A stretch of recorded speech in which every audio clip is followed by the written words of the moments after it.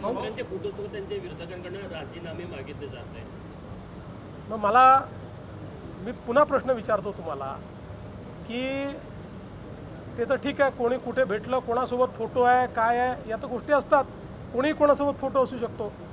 पण ज्यांनी मंत्रिमंडळाची विशेष बैठक बोलवून 40 किलोमीटर दुरून त्यांना पाणी दिलं, त्यांना काय शिक्षा द्यायची? आणि मंत्र्यांबद्दल बोलणारे त्यांच्याबद्दल का चूप आहेत? तिथे तोंडाला कुलूप का लागत आहे? सिलेक्टिव्ह का बोलत आहे? त्यामुळे काहींना केवळ राजकारण, आम्हाला राजकारणात इंटरेस्ट नाही आहे, आम्हाला महिलांच्या डिग्निटीमध्ये इंटरेस्ट आहे. आम्हाला ज्या महिलांच्या सोबत त्यांनी दुर्व्यवहार केला आहे त्या प्रत्येक महिलेला न्याय दिल्याशिवाय आम्ही शांत बसणार. चौकशी बघा, आता चौकशीने पाणी देण्याचे निर्णय वगैरे याची चौकशी करायची ते पाहू.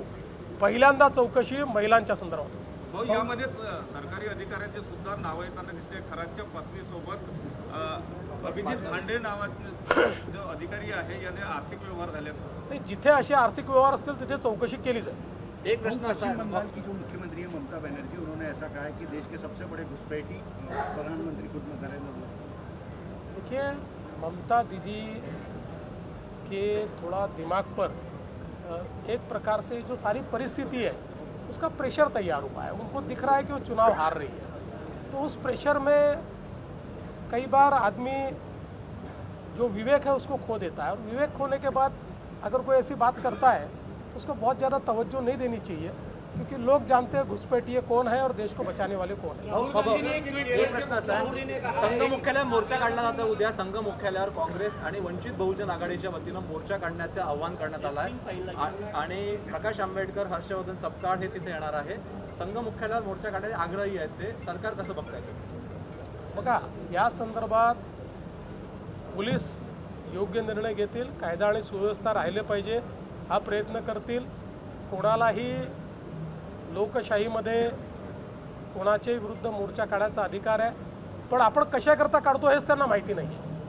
हा मुख्य प्रश्न आहे की आपण कशाकरता काढतो आहे, त्याचा काही आपल्याकडे पुरावा आहे का, याची कुठलीही कल्पना नसताना केवळ माध्यमांमध्ये काहीतरी आपलं आलं पाहिजे याकरता काढला गेलेला मोर्चा, पोलीस त्याचा योग्य निर्णय करतात.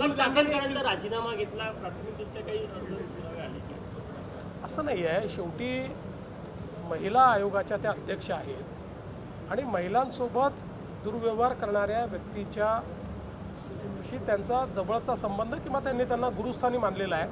अशा परिस्थितीमध्ये या सगळ्या विषयाला न्याय मिळणार नाही आणि त्यांनी देखील ते मान्य केलं आणि त्यांनी तो राजीनामा दिला. अवकाळी पाऊस ट्वीट किया है, उसमें वो कह रहे हैं कि देश की आर्थिक हालत लगातार बिगड़ रही है और देश में महंगाई बढ़ेगी, वो संकट का सामना करना. चुनाव के बाद महंगाई बढ़ेगी. ऐसा है,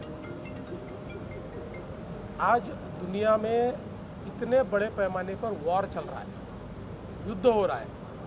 ऐसे युद्ध में भी भारत की सरकार ने आम आदमी के जीवन में कोई उसका परिणाम न हो इसके लिए पूरी तैयारी की है, उसको इंश्योर किया है. आप हमारे पड़ोसी देश पाकिस्तान की और श्रीलंका की हालत देखिए. वॉर के बाद उन्होंने ऑफिसेज बंद कर दिए, वर्क फ्रॉम होम कर दिया, उन्होंने स्कूल कॉलेज बंद कर दिए, पेट्रोल मिलना बंद हो गया, गैस मिलना बंद हो गया, सारी चीज़ें वहाँ समाप्त हो रही है.